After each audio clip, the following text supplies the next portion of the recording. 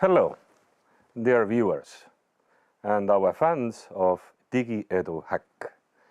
Again, a new show is start to begin, and I'm glad to say hello also to the co-host Christoph. Christoph, what kind of topics we will have today? Because the main event will soon start. Exactly, we are heading towards the DigiEduHack event, which we all so much looking forward, and it's important to fill with learning opportunities and refill our thoughts and our minds with very actual topics which are connected to the DigiEduHack program. So today we will discuss very important topics, because we are now turning towards the learners' perspectives, that how is it to have more digital skills in education and in schools, and how the teaching of digital skills could be improved. And we will take a look in the European perspective of the digital skills development. And we always have the wonderful guests as well in this show. Who they are today by name. They are the persons who can speak about the skills of learners and how to develop them, but who they are themselves. Well, first of all, if we want to get to know more the learners' perspectives, we need the learners themselves. So we invited for today two learners from Europe. One of them is Carl Samuel Holman. He's from Estonia. He's doing his studies in the TalTech, the Technical University in Tallinn, but he learns law, interestingly. So that might be an interesting perspective, that how law and technology, these seemingly distant areas, combine together more and more nowadays. And we have also Aleksandra Jaworska from Poland. She's a higher education student from Poland, and she will be with us online in the studio. Let's hope that all the digital connections will keep us online. Exactly. So we don't lose connectivity is a super important topic, also according especially to the digital education hackathon show. For sure. Absolutely, and in the terms of the digital education action plan of the European Union, that's a major issue. And to mention something about this topic, what we're going to discuss with them, that we had this myth of digital natives, you know, but it's one thing to grow up with the technology, but it's another thing to acquire all those skills and the culture, how to use this technology. So I think that will be very important insights about this topic. And when we will turn to the teaching skills, then we have a very honoring guest from Estonia again.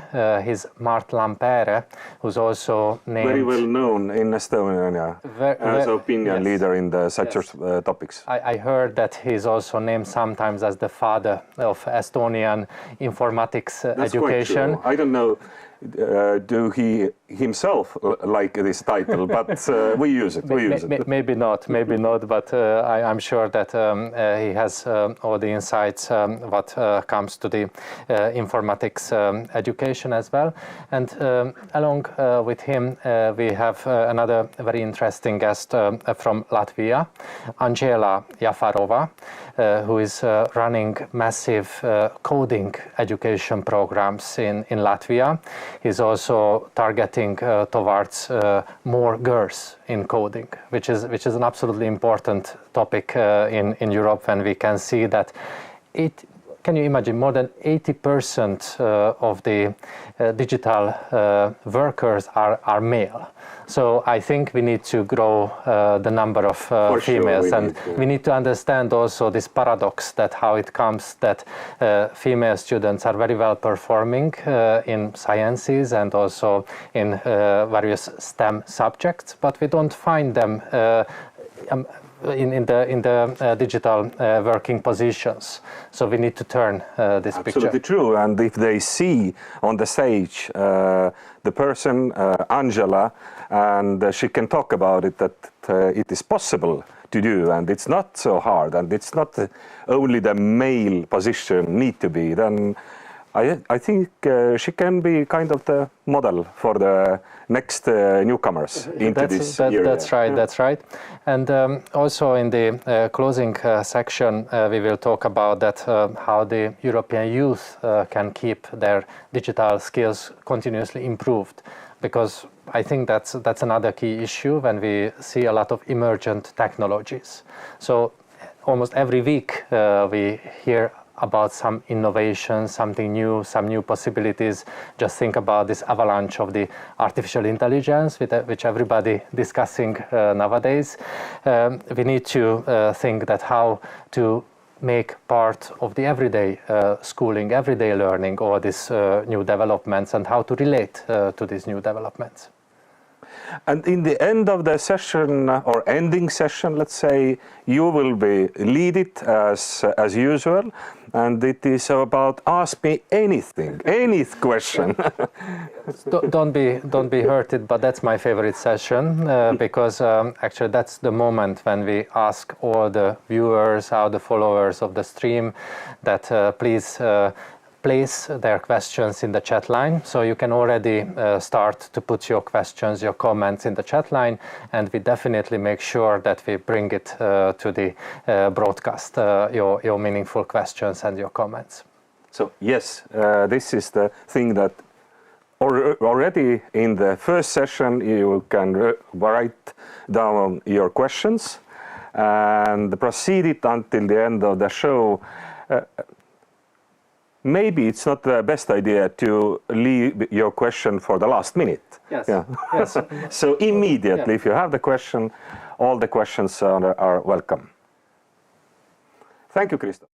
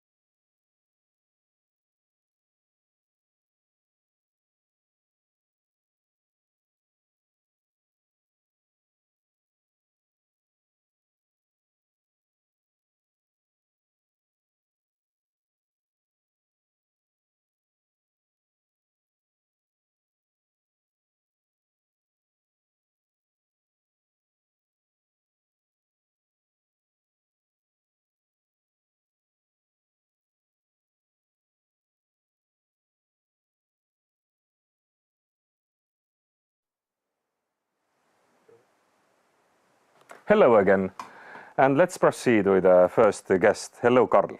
Hello. Nice to see you. Pleasure to be here. Can you introduce yourself? Yes, I'm Karl Samuel Holman. I'm currently studying in Taltech, as mentioned earlier. I study law, and I'm also a musician and a sound engineer in my free time. Wonderful, thank you so much. And Alexandra is also with us. Alexandra, can you hear us? Can you introduce yourself, your area? Hello guys, it's really nice to see you. I'm here in Bielsko-Biała. Unfortunately, I couldn't be with you guys physically. I'm studying at Bielsko-Biała University, Analytics and Communication and Business. And you're invited because you can give the angle of view from the learner's perspective. So if I can ask from both of you that what are the measures in your school to digital skills updating for the students? Well, we have in Taltech, we have an IT course that's compulsory for everyone, and it's basically the basics of IT, and also most of the assignments are done in a digital form, unless it's a significant exam or something. Then it's in real life and on paper, but otherwise most of the work and studying goes online. Are students interested also, really? Yes. So it's not just the thing you need to do, but there is kind of the interest also you can see in the eyes of the course students. Yeah, and also it depends a lot on the teacher, but the teachers that I have, they fortunately are very passionate.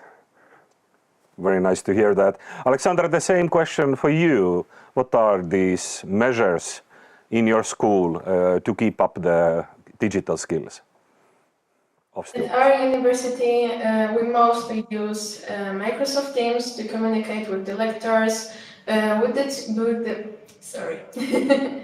students, so we can share our homework together, and sometimes wrote our exams by Microsoft Teams. And also we have many IT courses, but they are not obligated. What kind of digital tools you miss, Alexandra, in your daily learning in school? Are you miss also something, or everything is perfect and fulfilled already? I think by the practical point of view, I don't miss anything because school taught me the most needed skills. But by my hobby, by private life, I really miss the programmist point of view. We didn't really learn how to program in the elementary school, in the high school, but now at the university we have the possibility to teach. Okay, so your proposal is that it's better to start rather earlier in the school stages. Yes. Then it's easier in the university. You have definitely more time to learn, to focus on the new things, on your hobby than when you're in your 20s. And some of you have a part-time job, some of you study many of studies at the university. So yeah, I think it is really good to start earlier. Thank you, Alexandra. Karl, what do you think about thoughts of Alexandra, and do you miss something at your school? Well, right now, I guess not, as I'm studying law, but previously in high school, I thought of that I really could have used some simulators, for example, in chemistry or physics, when sometimes the teachers don't allow, or it's just physically not possible to conduct these experiments at school. So it would be really nice if there were certain simulators, or even, so to say, games where we could actually conduct these experiments. Of course, it would not be real life, but at least you could still do it. Yeah, kind of the gamification, we know that it's good for the learning. What do you think during your learning process, this IT become more meaningful for you during this process of learning? Yeah, I think everything, if we learn something through a game or through a simulator, then it's the most efficient way to learn. As then if we have the same situation in real life, then we already know what to do or what to expect. So I think through games, it's basically the most efficient and maybe even the best way to learn. What could be in your area, the thing, or in your study area, I mean? Yes. Some digital tools or some digital systems and which could help you in your area? In case of law, yes, I thought about it, and maybe it would be some kind of AI chatbot, as we have right now, also in form of ChatGPT. And in law, maybe we could have a chatbot who will argue against you, and be like a lawyer who will be against your case. Is it also possible that he could find out the best cases or which are the most important cases and can analyze it for you? Or this is not the thing yet? I think this is not the thing yet, quite really, as like ChatGPT sometimes may give you results that are not real, but I would really hope that this will become a reality in the near future. Thank you. Alexandra, what do you think? How this IT could help you in your study area? I think talking about my currently studying from the point of view of business, the AI technology I think could be useful, especially when you start a firm, so you can see if it's gonna get failure or a success. So I think it could be really useful, or maybe we could use more chats to communicate with people from all around the world, so we can share our experience. It's kind of the tools we already have. Example these chats, but how to, I don't know, to build up it more efficiently for your needs? For my needs, I think my university is really good about teaching us these digital skills, how to use, for example, Excel, which is really needed in the daily life, in business or analytics. But any other, I think that ChatGPT, as Samuel said, is a really good option.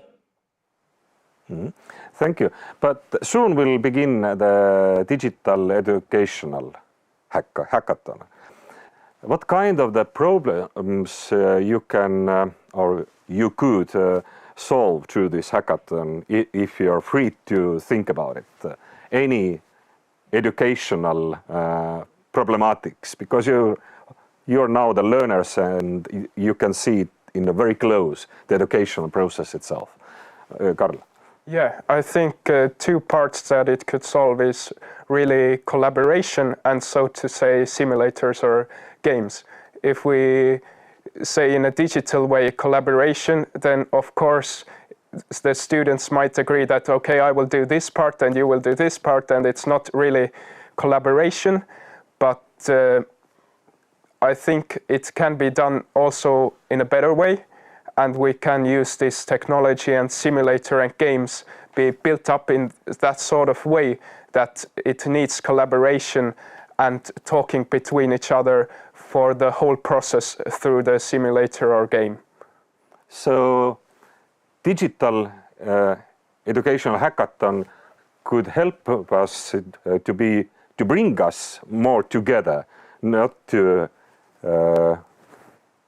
get us away from each other. Yes, I think that so would... everyone is in own digital world, but we can get more together. Yeah, that would be a really important part, because we can see already that humans are so stuck in their mobile phones and they are separating themselves, so that would be a really crucial part. Also for students right now who have gone through the COVID period, they really are lacking some of the social skills necessary to be in the social life and be active. Thank you. Alexander, what kind of the problems you will solve if you can be a participator in the digital education hackathon? Honestly, I was going to say exactly the same thing, to keep us everybody together and just to communicate from all around the world. I think now we have the opportunity to talk from people all around the world, like we right now, but it is not really popular. Not many people has the opportunity. I think some kind of app or a chat to other people from all around the world and discuss some problem from their studies, working at the same projects, some collaborations. I think that could be really great, just to share new contacts, get new friends. I think that could be really useful. Thank you very much. Thank you, Karl, and thank you, Alexandra, of your input, valuable input into our digital educational hackathon. Thank you. Thank you. It was nice to be here. Thank you.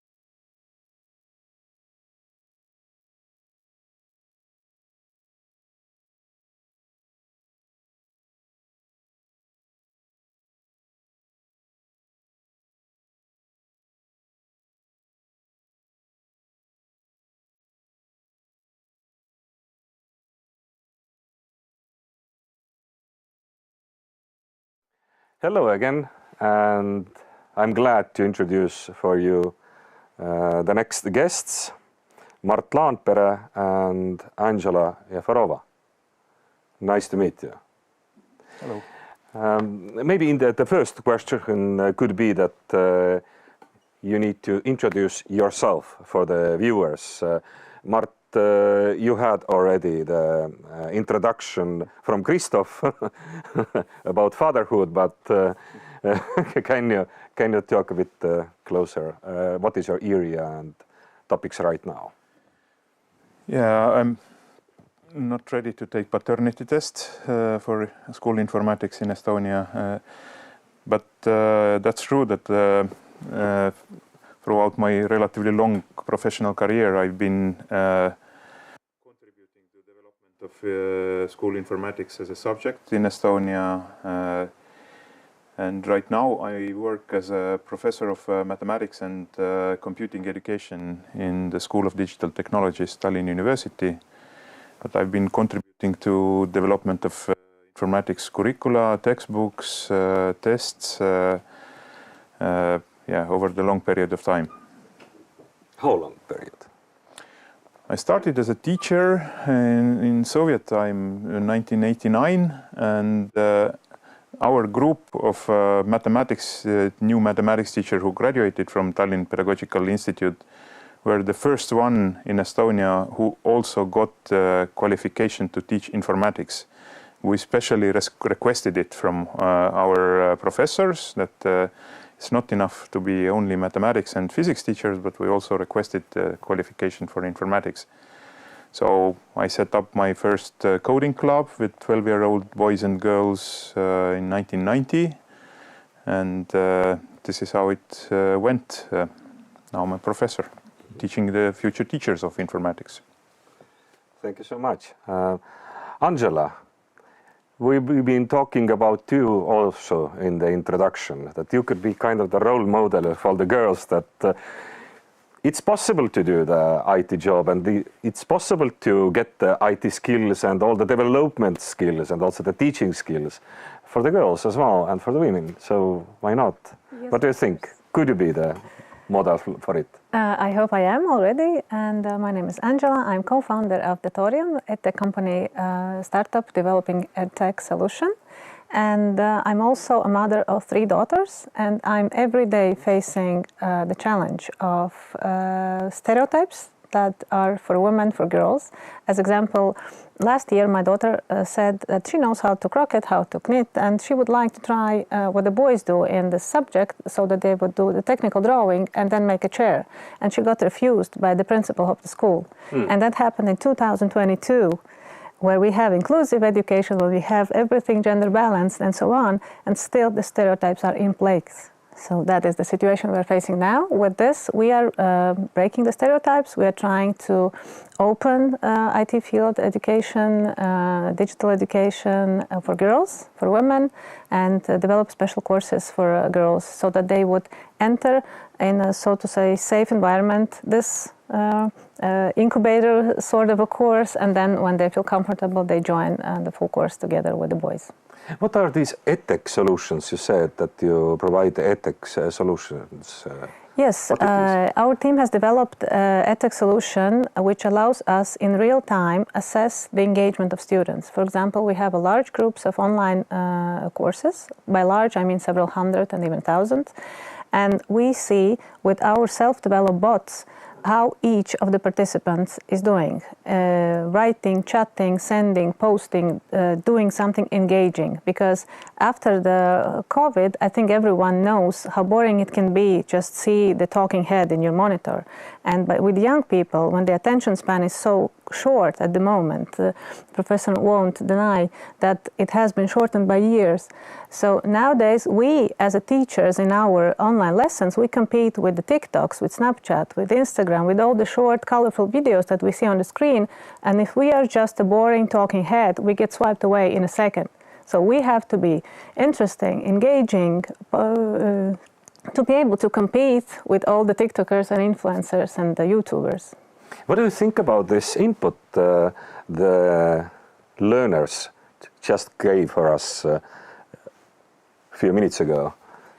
It was really interesting for me to hear how they feel as students of economics, business and the law, because nowadays digital skills are necessary in any profession. It doesn't matter if you are an economist, if you're a lawyer, a translator or any other engineer, you have to have basic knowledge of coding.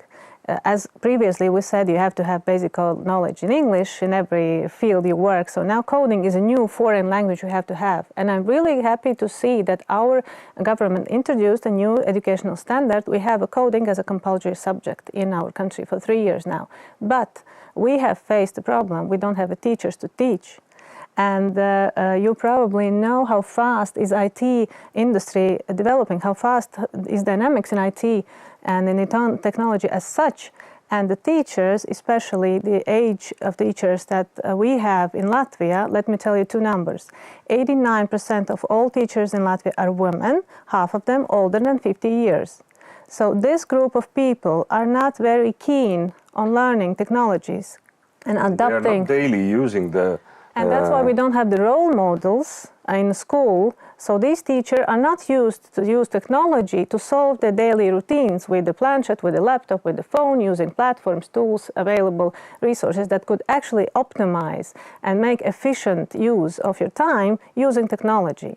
And this is a problem we are facing now, and our solution that we have developed, so we are now collaborating with 80 schools across the country. We're educating every week 5,000 students using this technology and actually bringing these skills to the school, to every corner of our country. And we see already in 3 years the feedback from students where being living in different small cities across Latvia, they have realized that these skills give them, this was the eye-opener for them. They get jobs, they get internships, they get interesting projects, and they understand that by knowing how to work with technology and knowing how to code, they get really good money, really nice experience, they get to travel, they get their eyes open for the digital economy and the digital possibilities in the world. Mm-hmm. Thank you. What do you think about the thoughts of the students you heard before, and now also Angela opened all this area of the coding as the new foreign language we need to learn? Yeah, when it comes to educational technology, as it was mentioned by students, it's kind of natural that it is increasingly used in education. It doesn't matter which domain or discipline you are studying, but with the technology education, where the technology becomes the object of study, I would say that there are very different approaches in various countries around Europe. I would say that there are less than half countries in Europe who have this or try to implement the approach that you mentioned in Latvia, where coding becomes a compulsory subject and compulsory skill.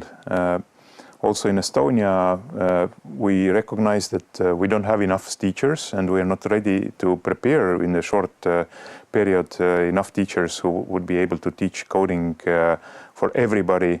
So we would rather take this more gradual approach, and we think that it is more important for students, including the girls, female students, to start early on to be engaged in the projects where software is being made, but they do not necessarily need to study the syntax of specific coding language, programming language, but they should be able to work with programmer, providing some design ideas or working with the communication with the client to find out that what are their needs.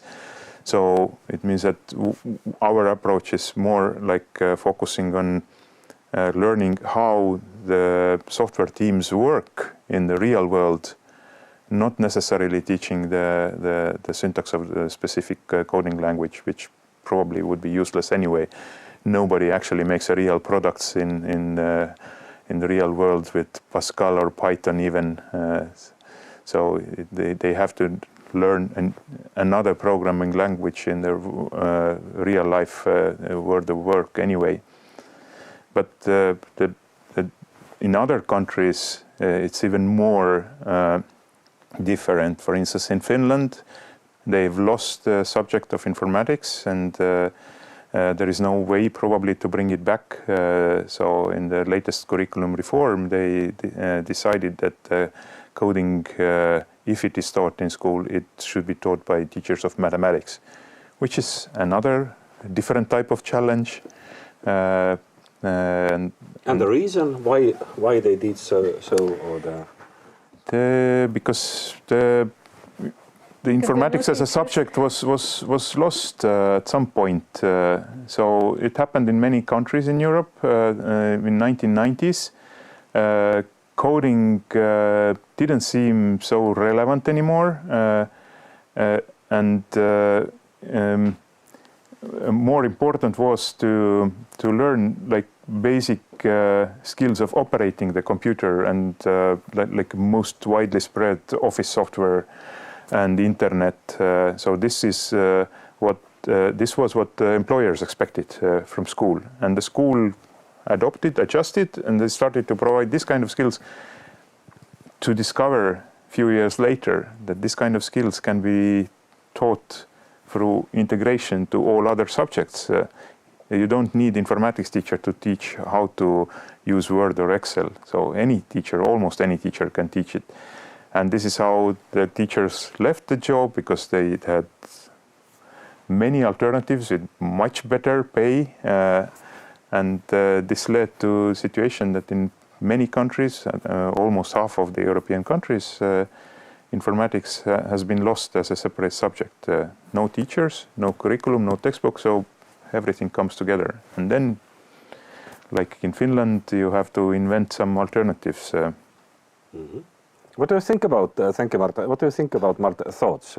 You want to add? Yes, it's really interesting for me to hear the experience from other countries, and we have exactly the same situation with the coding teachers, but we have found this solution in collaboration of private and public sector. So what we do is we actually bring real coders, real IT specialists to schools via this project, and we help these coders to overcome all administrative barriers. You know how many papers you have to fill in when you work at school. So we take care of that so that everything corresponds to the standards and all the journals are filled in and everything corresponds to what it has to be.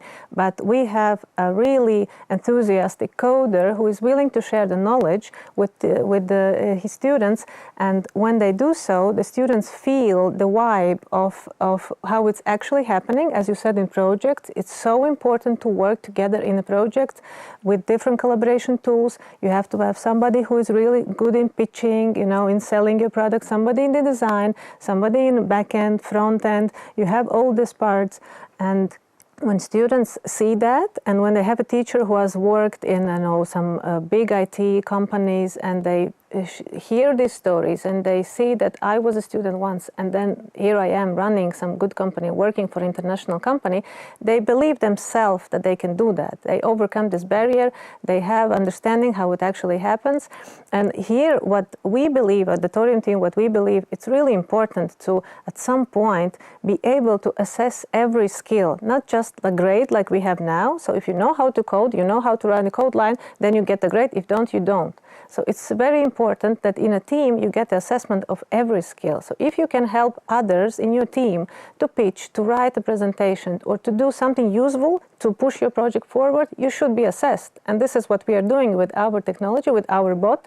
We have a special coins, we call them bot coins collection, and we have digital cookies.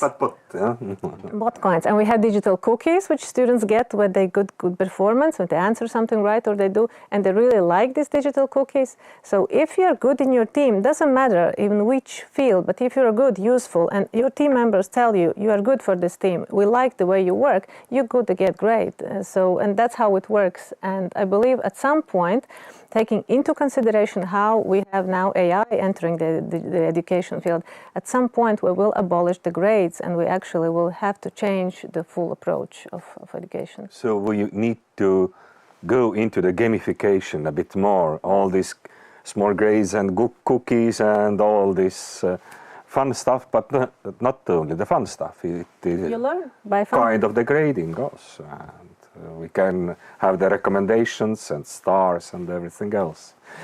Why we need to attend or take the attention of the girls into this subject? Why it is important? The number you said in the previous talk, that 80% are men in IT, that's still the situation in Europe.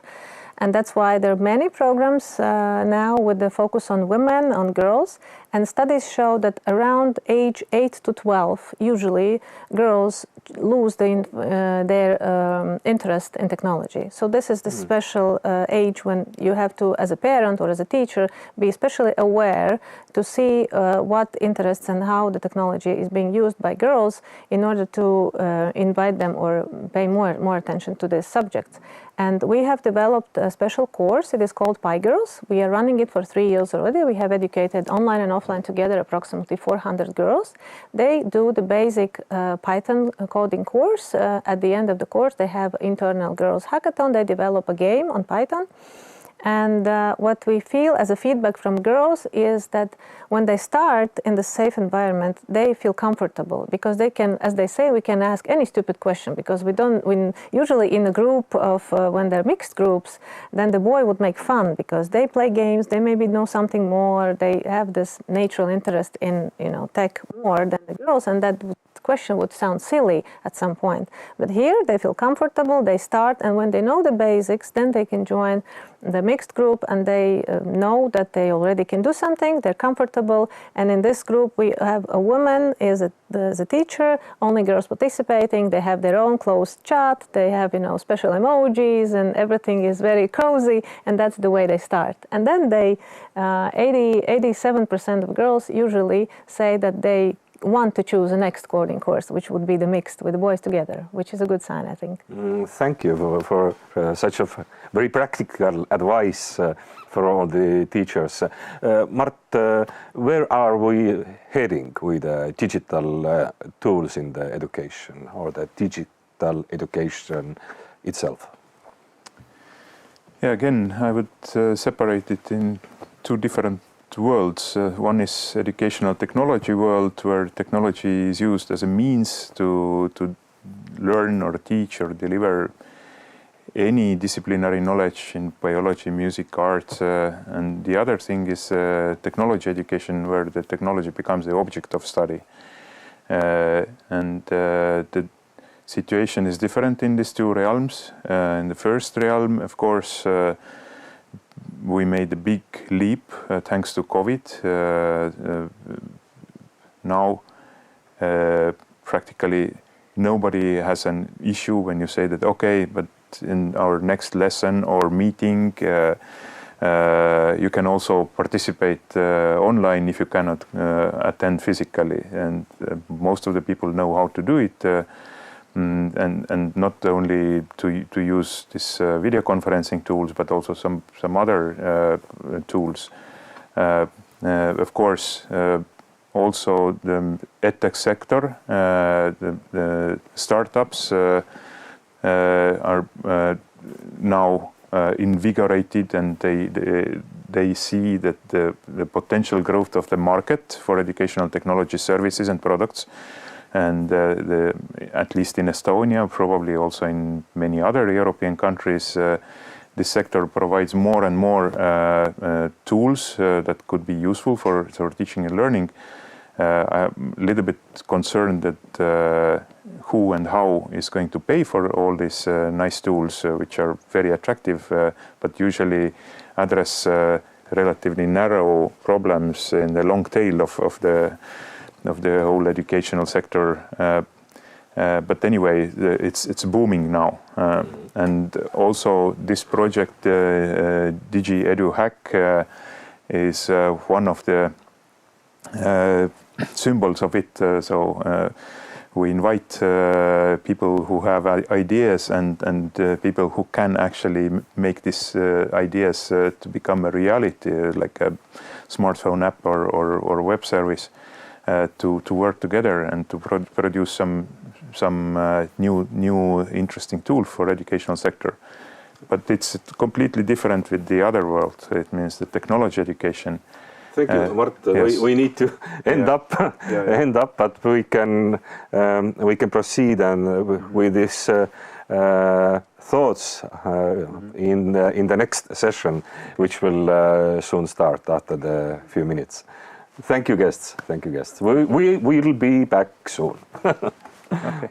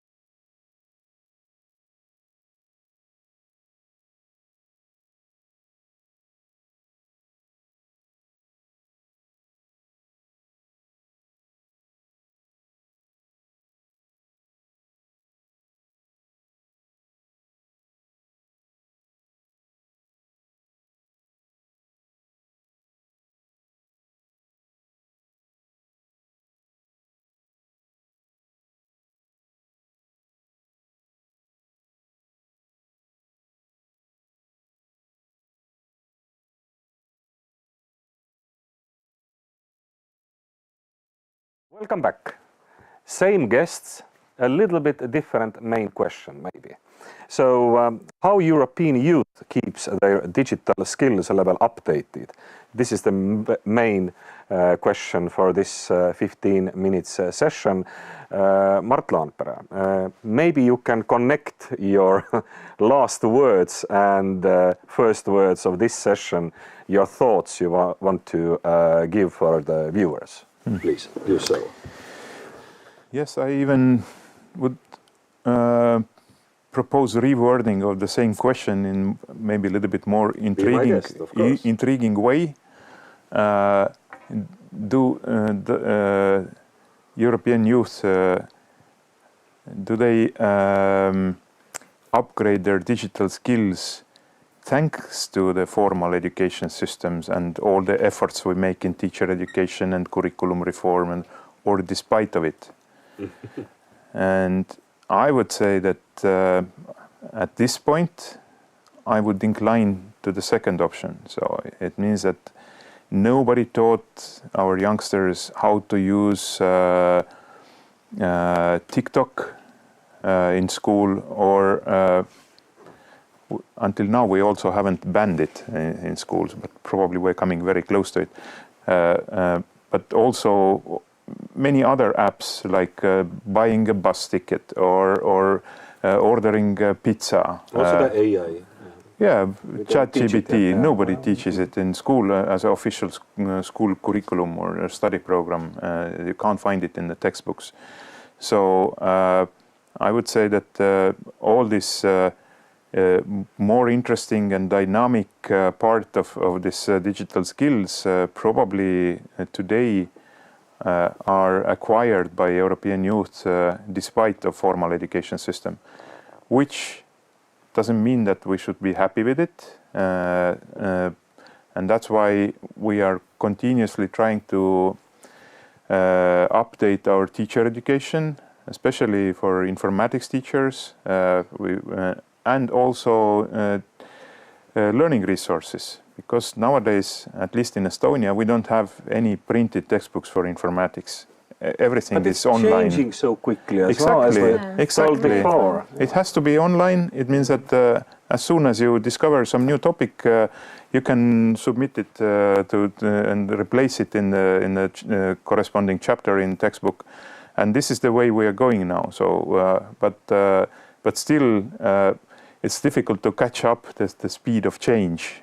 So the new tools, new ideas, the new ways of working with digital technology pop up much faster than the formal teacher education system and curriculum reforms, textbook reforms are able to accommodate. So it means that the school has to choose. So schools, the formal education has to provide some more, let's say, generic readiness to study these new things.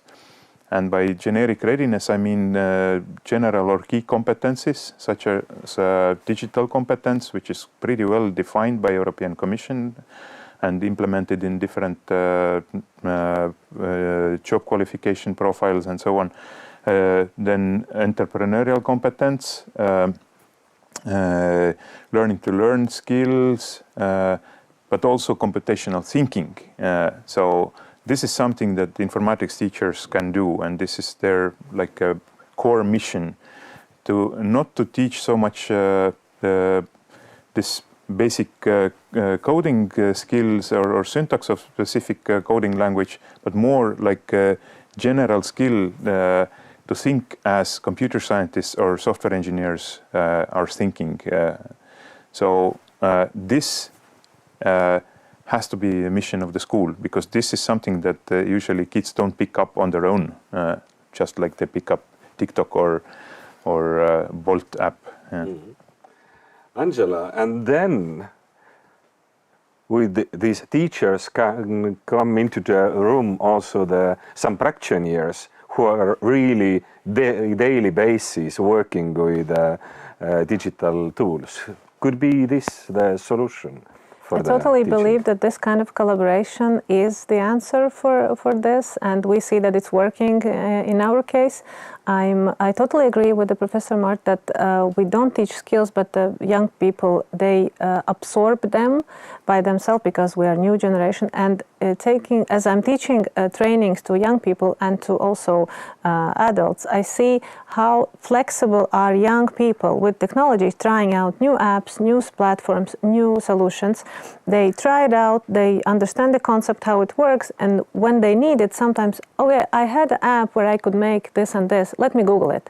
Whereas adults, and we have been teaching teachers, professors, university staff, they try to remember everything, to write it down. Even if I say, please don't write it down. Tomorrow this button might change, the location will even disappear. Just try to remember the concept, what can you do with the app, and just try it out. And after the third or fourth application or the tool we tried, they get tired because it's another, it's just a generation gap. It's just a mindset that we are changing. So the young people are more adaptive to innovations, more open to it, and not scared of it. And that is the answer. They used to do also the mistakes. So, yes, but that's and the our part of your generation learning or path, right? Yeah, so it's true. We don't like to make mistakes, because if we make a mistake, then we will be punished by the bad grade. Yes, by the grade. I remember from my elementary school, you can't do any mistakes. And if I may add to the teacher training, as you said, that we have to educate teachers to be able, so through the teachers to pass this knowledge to students, that I think today it has to be a direct approach to students, because the teachers not always be able to keep up with the speed of developing of tech industry at the moment. So we have to, especially young people starting from age 14, when they have already basic knowledge of what you said, working with computer, opening up, writing documents, collaborating, when they have the basic knowledge in school, after that they can be directly approached by the educators, not especially through the teachers. As I am also Code Week ambassador in Latvia, so also main emphasis has been always on Code Week that we will teach teachers how to pass this knowledge further to students. And I see that until certain age, young students, yes, but when it gets to the 14 plus, this knowledge is being stopped at the teachers, because you don't have the basic knowledge of a coding subject itself, of the knowing how this industry works, of the hackathons, game jams, or makeathons work. They cannot pass this knowledge, but the young people know it already because they have a YouTube and TikTok, and they participate in the events, and they know how things happen. So we have to actually take the young people more serious. It's a really good potential that we have in there, because they're still available, they have time, they have enthusiasm, interest, and skills, and they don't have to work because their parents still can support them, right, until, let's say, 19, 20 years. And they're really good potential. Wonderful idea. Thank you so much.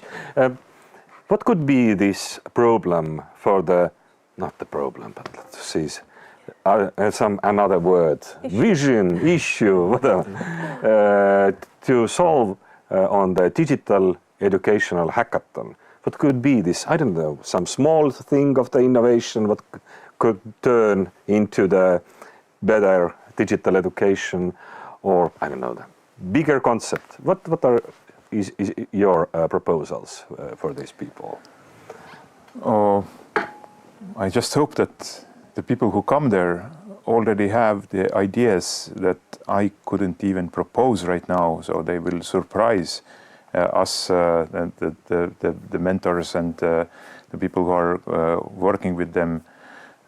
So, of course, I have also several ideas of my own, but this is what I usually work with my own software team, because we have in our center, and we've been developing more than 10 different software services for education. But from this DigiEduHack, I mostly expect to be surprised and awed by the variety of ideas that people come with, and they try to propose something that is completely new, unexpected. Out of box. Yes, out of box. So this is my main, let's say, wish or vision for DigiEduHack. Thank you. Angela, do you have some issues? Yes, I have maybe 2 recommendations for students or participants who will join. First of all, I like a lot hackathons and the vibe around the hackathons because it brings up the new ideas. And the first suggestion would be in making the teams according to the design thinking methodology. Make your team as diverse as possible in terms of gender, in terms of age, in terms of background of participants. In any way, make it diverse, and then imagine that you have coders who can code everything and money as much as you need. Just that you could do whatever you need. What problem would you solve as a student? What problem you experience? What would you like to have? A tool, an app, or whatever solution that you could solve some of your daily problems. So think in these terms, think big, and then go down and try to make something real out of it. But think of something crazy, because hackathon is about thinking something really new, totally new. Thank you so much, dear guests, and thank you for this pushing and motivation for the participators of Digital Educational Hackathon. So we wish you the best, and we are waiting for your good ideas, crazy ideas as possible, and also any questions you like to ask from us, because the next session will be the Ask Me Anything question, and Christoph will arrive here soon. Thank you so much.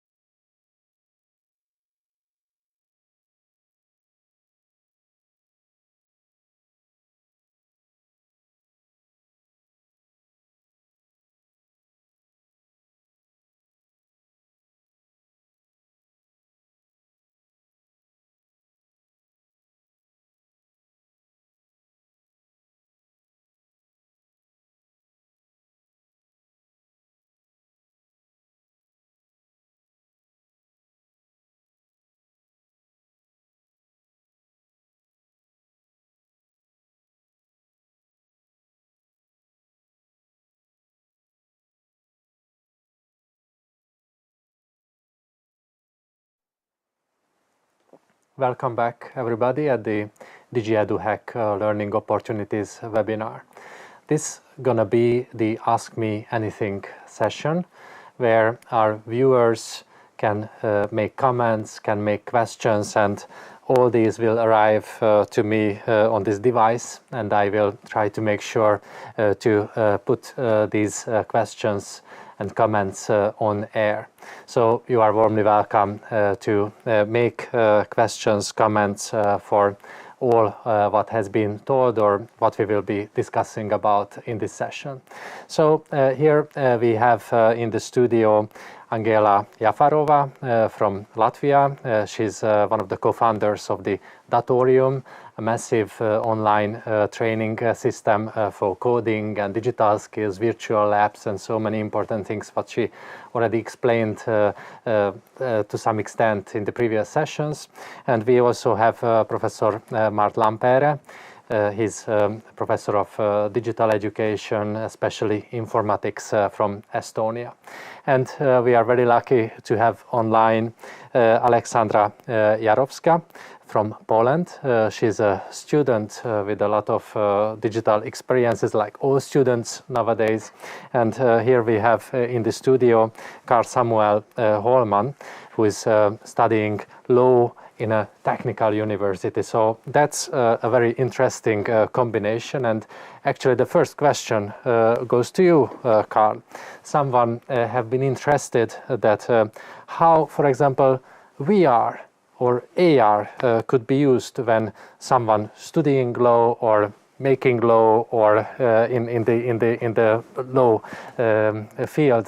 So how this new technology, virtual reality or augmented reality, can be implemented in terms of law? Yeah, in case of learning, I think the best way would be if there could be this trial court or simulated court, where you could actually compete with maybe other people from around the world, or maybe people from your own class, or what could be maybe the future is when you could compete against an AI who is then against you at the court. Oh, you mentioned competition, because it's certainly about learning about disputing skills, right? Yes. I think that's what you meant. And when we make a dispute, it's not only the question of mind, but all our body, all our gestures are there in the courtroom. And I guess this is something from the VR what could be provided, right? Definitely. And I think it can also give courage to these young upcoming lawyers to actually go to real court if they have been in like a simulator before. I see. Actually, it's not belongs to here, but let me tell you that I was absolutely fascinated when in a VR application I could repair the electrical system of a subway station. So it was an exercise, and I was really proud of myself, though I have no idea about electricity. But now I can understand clearly that what could be the benefit. And of course, DigiEduHack is really the place for these kind of experimental ideas, these bold ideas to break barriers and providing some new opportunities with these emergent technologies like VR, AR, AI, you mentioned already the combination. And let me add to this topic that, of course, I cheated a little bit, and I got these messages a bit before than you. And I looked up that in this July, UNESCO made a training for not only lawyers, but judges to inform them how to use VR technology to explore the crime scenes, and also to use VR in the processes what you just described. So the next question came to actually also to Aleksandra, who is online. So especially that having your future-looking skills in play, and if you could decide about the future of education, what would be the percentage of online and in-person learning? How would you combine it in your future studies, Aleksandra?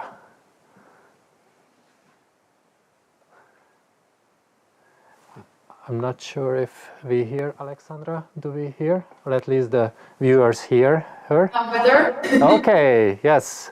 Okay, sorry, Unmute. I that's think that's gonna be the main phrase of the digital age, right? Unmute yourself. Yes, please. Yeah, I would go like for 50-50. 50% of time in the school or university, and 50% time online.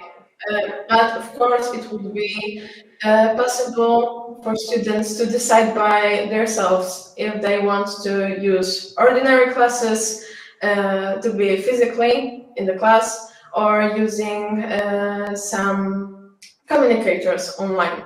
I think hybrid studying, we call it like that in Poland. I'm not pretty sure how to call it in English. Was a really good thing for students, because they had a few times in school physically and a few times online when they're at home, and they can use their own time and decide what they want to do.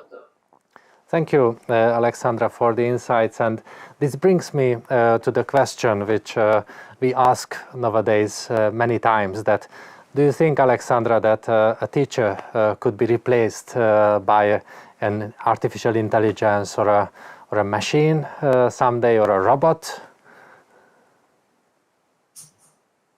I think it's a good idea for the extra classes to experience something new, but I think the original teachers as a people is the best idea to use in normal life, because it's about talking with the student, with the teacher, the connection between people. Not only with using computer, with using artificial intelligence. Of course, it has multiple knowledge about things from all around the world that human may not know. But I think the connection between people is really important. Thank you. How is it from your perspective, Carl, that can you imagine like full schooling online in law, a law school fully online? For me, I really like in-person learning, as I like the real human connection between the lecturer and students. I think it's also like really different in different education levels, like how much can you do online and by yourself, and how much does the teacher need to guide. But if you want to get ahead and be really professional at something, then you really have to study individually, which means almost all of the time that you have to use digital means to educate yourself, as this is the easiest and most fast way to educate yourself. I agree with you, and that brings me to Angela, that you are expert of how to run fully online education as well for massive amount of students. So what kind of activities, what kind of ideas you have to keep the people attention, and also to catch their attention, to engage them in the learning? What would be your best advices for us who try sometimes online teaching to keep students engaged? Mm-hmm. Taking maybe a few more words about the question to students, what they would like to, replacing the teachers. I think that we are now on the edge when the role of teacher is changing. The teacher is no more being viewed as a transmitter of the knowledge. You can watch on YouTube, you can ask ChatGPT, or you can ask, you can look it on Coursera or any other tool, the video or the knowledge you can receive. But the teacher nowadays is influencer, is motivator, is inspirer. So we have to give our students a vision why they need the knowledge and inspire them to go forward. So we are no longer only telling them how the things work, because they can do that by their own. They can find the information, it's all available. But we need to give them why, and we need to give them tasks so that they use the skills, use the knowledge, and are eager to find out more information online, pick up the bits and put them together for some purpose. So we are about to change the whole educational system system and transform it into another way, because all the tools that we have. And in our classes, what we use is, first of all, we use a lot of visual materials. As I said, talking head is forbidden. You cannot talk in your camera for longer than 10 seconds. You have to show. If you speak about something, you have to show what you speak. If you speak about the car, you show the car. If you speak about the space, you show the space. You show pictures, you engage, and you ask your students for their opinion. And then you have a tool in which they can show you their opinion, whether it's an emoji, whether it's a word they can post or a GIF they can post. They have to be constantly, they need to feel that their opinion matters, and that you as a teacher are interacting to them. Once you have it, then that's the key. Thank you, Angela. I think you just implicitly answered another question which was especially targeted to you.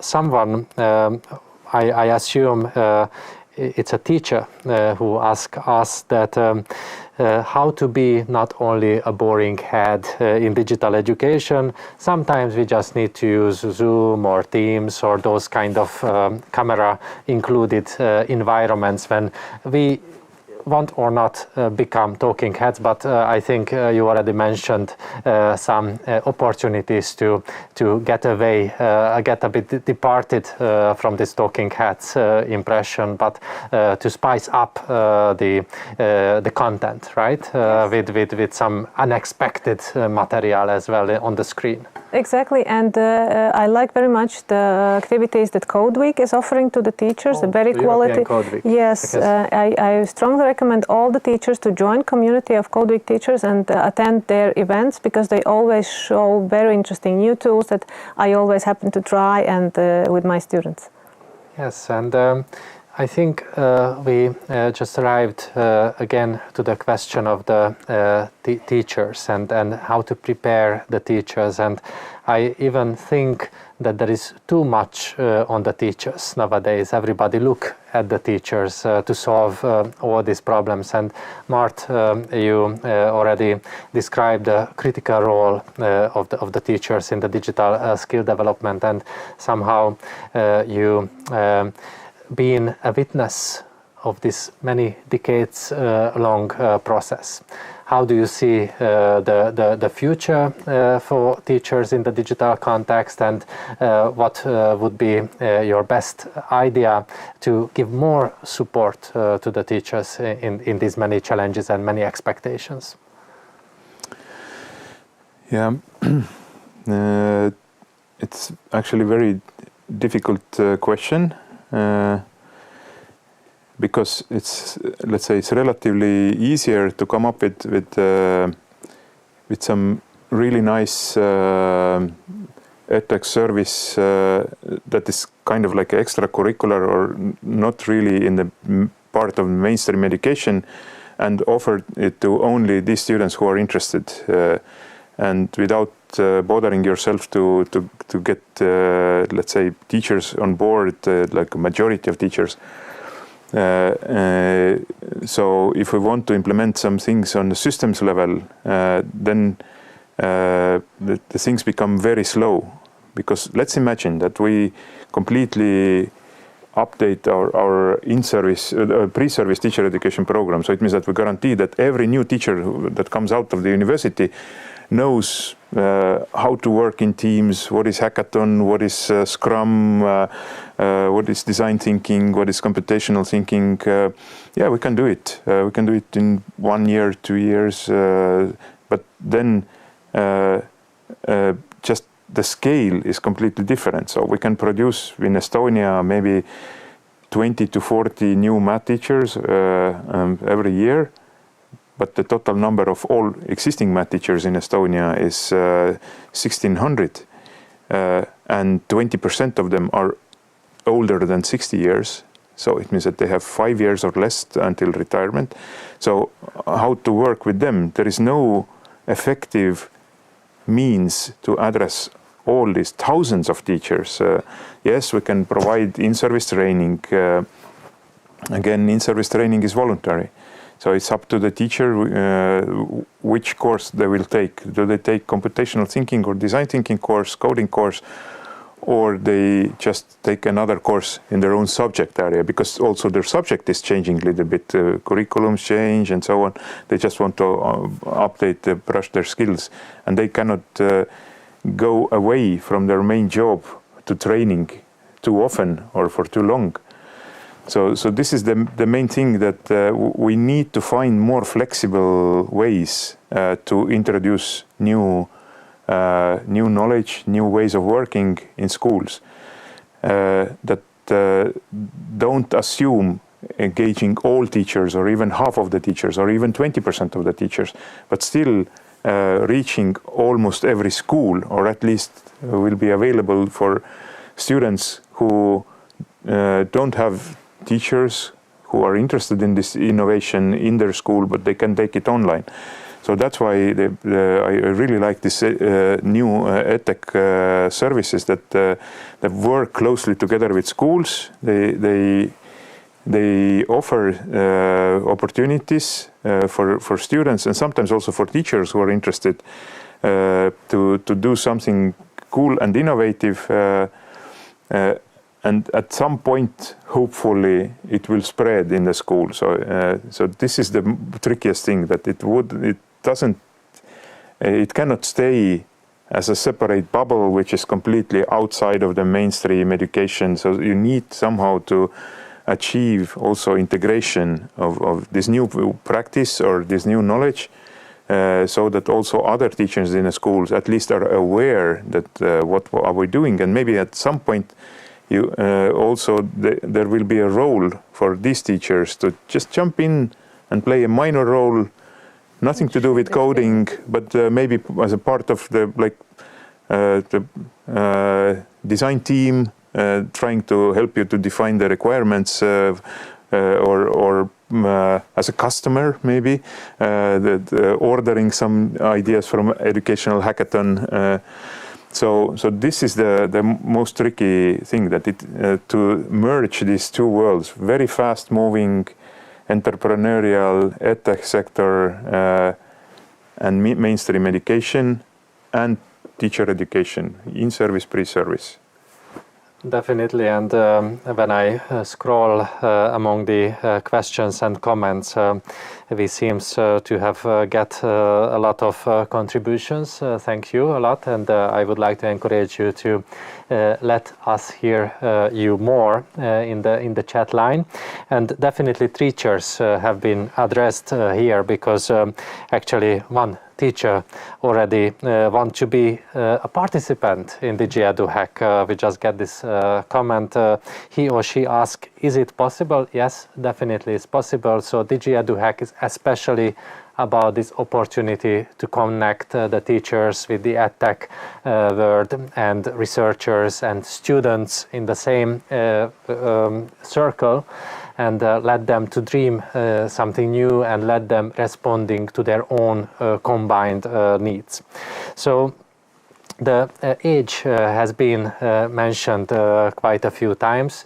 We also know that how new opportunities are opened also in adult education by the technology. So when we experience the aging society all around, and when digital technology is many times associated with the new generation, I think we also need to re-evaluate our ideas and concepts and social ideas about aging, because we can also see that what has been like a third age, that comes back as a new midlife, right? So this is what's happening, especially in Europe nowadays.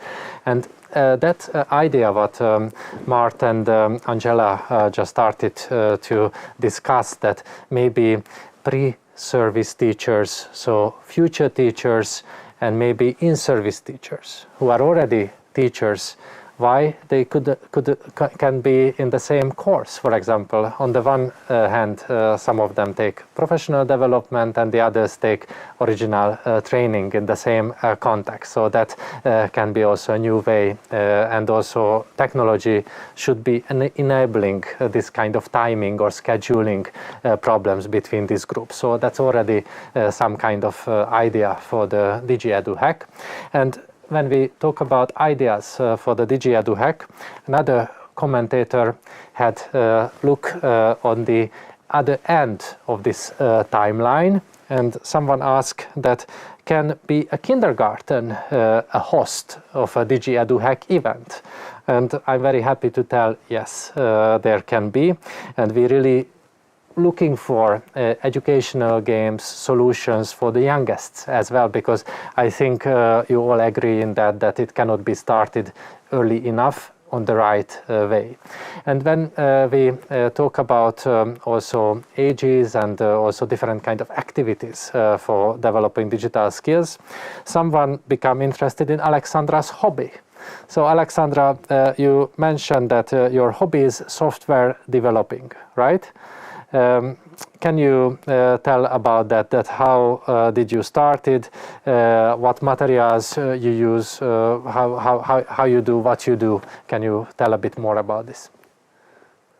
Yes, of course. Currently, I don't have much time for developing my hobby, unfortunately. But when I was in a high school, my brother showed me JavaScript for Kids. It's a kind of a book where is put some of the easiest skills to program something, to code something.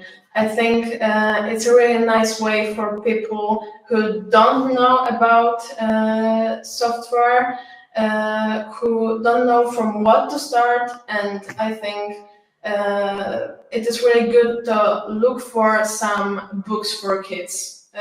It is a really good start. Thank you. And I know from some discussions of outside of the studio that Carl is an active sound engineer, yes, which is another technical sport nowadays, a highly technicized activity. So when you are learning low, it's clear to me that maybe you need to self-train yourself at least some part, or peer training yourself in the sound engineering. Could you share some parts of this story, that how you became a sound engineer in your free time? Yeah, it first started at church, and then I just suddenly had like the urge to do something, and sound was something I was really interested in since I'm a musician also. Then it kind of was natural for me that sound would be something I'm interested in. It sort of came naturally, and then I had basically the sound engineer that was there. He taught me the basics, but from there on I learned most of the skills that I know now, especially using the computer to make music, and being a sound engineer also in the virtual sense, not only in live events. Most of that knowledge came from YouTube, and it's maybe really surprising. And of course there were some tips and comments that maybe weren't so true, but if you do it a lot, then you figure stuff out yourself also, and if you're so surrounded by it all the time, then you'll figure it out yourself also. It will take longer, but you can do it. So this is very much sounds to me learning by doing, and also quite high level of critical skills needed, right? To make distinction between the fake science and real science in terms of software developing or sound engineering and other fields. Angela, we heard already a lot about your fantastic achievements and really massive outreach in your coding and digital skills education, but how it started for you as a person to become interested in data and this kind of contents? I think I've always liked it. I was naturally curious about the technologies, and when I started my first job at university, I must admit that my room was quite far from the room of IT guys. So every time something happened, I was too lazy to go downstairs and call them. So I tried to fix it myself, and somehow I got to like it and started to explore everything. And then since we have the internet, then you have all the information available. It's just natural curiosity, I would say. So it also reminds us that how the models of school need to be also rethought, reinvented in all these opportunities when we say that the source of information is not only a textbook, not only just a single source, but we must fish for this information in the digital ocean and find the relevant information for us. That's really like a challenge, and we need to solve our own challenges many times when the IT department is too far away. So really self-directed learning, which is supported nowadays with this environment. And Mart, what made you an informatics professor and interested in this field when you just started your career? Of course, I guess everybody was interested in the new opportunities when it comes to computation, but I don't think that everybody should have seen this kind of future where we are living now. So what was your inspiration when you started? Yeah, it started so long ago that computers looked really different that time. But I don't know what was it, but it was not just me, but also my fellow students. Most of them, I would say most of the male students in our mathematics teacher education group, they got really engaged in coding and later also teaching coding to students. So this seemed to be like I don't know, some kind like a window to a new world where you could be more engaged and more active and not just a passive wheel in the big system that just rolls according to laws and everything. So, and of course, the game changer was internet. So when internet arrived in our school, then this changed everything. So this actually opened up the world for us, and from there it was already easy, and it kind of sucked me into this direction, and there was no way out anymore. So and one thing came to another, and I just happened to be there, you know, like Forrest Gump, you know, in some historical moment on the background, in the right place, right time, with important guys who initiated something, and then I just went with the flow. So, and this took me here where I am now. Yeah, Estonia is really appeared to be on the right place and right time on some certain points in the very recent history that now many people identify Estonia as the digital nation with many achievements in this field. And I think Estonia also provided a lot of inspiration for the Baltics in general. And now we can see also that how Finland is also inspired by Estonia and Poland necessarily, and all the other countries which are represented nowadays. So how you see the main differences and similarities between the Estonian training in informatics or digital education and in other countries? This is actually a very interesting thing, because actually the school informatics in Soviet Union started in 1986, and it was exactly the same for Latvia, Lithuania, Estonia, except we had different school computers. I don't know why, but each of the small Baltic states decided to develop their own hardware. But everything changed when Soviet Union collapsed, and then all three Baltic countries chose completely different route. So you say that Estonia has been inspiration to other countries. For me, Lithuania has been really inspiration, although they had more traditional way of approaching the informatics, but they didn't lose it. They kept the subject, they kept the coding education, they kept the teacher education always in the same level. So we almost lost it, and now we are fighting really hard to bring it back. And Latvia had their own way. So we even published, together with Lithuanian professor of informatics, Valentina Dagiene, recently a paper, and also Latvian professor, to compare this, separating the paths in school informatics for these three Baltic states.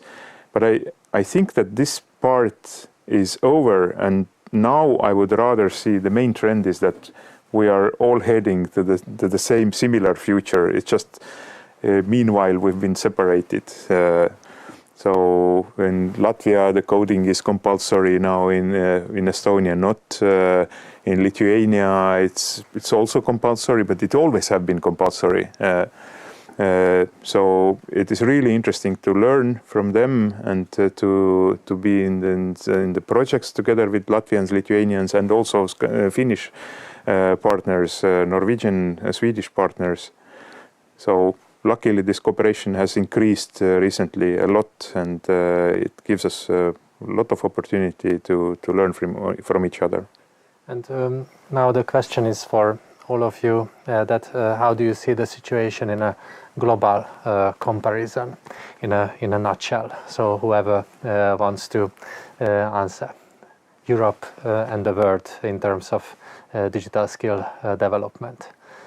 Angela? I was recently in a training school. We had 29 teachers from 19 countries, and I had really touch of all of these countries, how different is the situation, like you described. Even we as a close neighbors have totally different systems.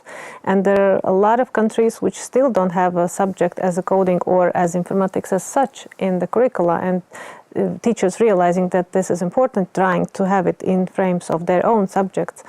And I see that we are now in the very, very interesting point of time, that technology is now just not knocking on the door, it's just already inside the room, and we have to accept it. But the teachers are in a very, very responsible situation, because they need to give grades for the papers the students write with the tools of ChatGPT or any other AI tools, and that presentations are being created by these tools in seconds. You can't give the assignments like this anymore, but we still need to change and adapt our programs, our curriculums, our accredited programs, and that takes time. So now we are in such a very tricky time when we need to work together, public sector, governments, educators, edtechs, everybody, to adjust the system, because our young people need to get out there and get a job and change the world. So we need to collaborate. The key, I would say, is a collaboration. Just like with education in general, traditional math and science, it seems that we here in Europe are losing now to, let's say, Singapore, South Korea, some other countries in Asia who are moving forward very fast. And they are upgrading it in the system level, because their education system is very centralized, and it's possible there. We couldn't use their methods. So we have to have a different approach, which is coherent for our education system. So for instance, in Estonia, education system seems to be much more flexible than in Latvia. So, and also our official national strategy of education for 2021 to 2035 sets as a main goal is the flexibility. So it means that we envisage the future where student learns something either on their own, informally, or they take a course online or with some company, but then you can actually convert it to your grades in your normal school and take less courses from this official formal curriculum. I think it makes a lot of sense. We have some brilliant examples already existing in Estonian schools, but it wouldn't work in Latvia or in Romania or in Portugal, because they have different educational systems. It would work in Finland, most likely.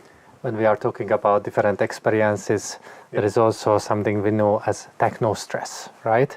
So we need really positive learning experiences and positive education, I think, when it comes also to the question of technology, to open up this world on a very positive and engaging and also very ethical way, what you mentioned.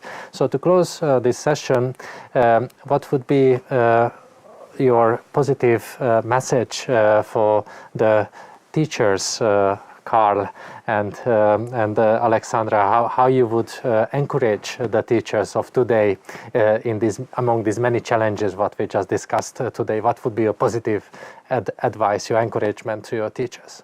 Yeah, first of all, I would say keep up the good work. We really appreciate it, and try to find new ways how to incorporate technology to learning, so it would be also more and more captivating to the students. Thank you, Carl. Alexandra? Yeah, cooperate with students, take the connection people, and don't be scared to show kids that something can be interesting. Thank you so much for everyone. DigiEduHack will be certainly the right platform to try new solutions, to be courageous and to bring something novel for us to solve all these challenges. Thank you so much for following, and see you in the next Learning Opportunity webinar. Thanks a lot for everyone who joined us today.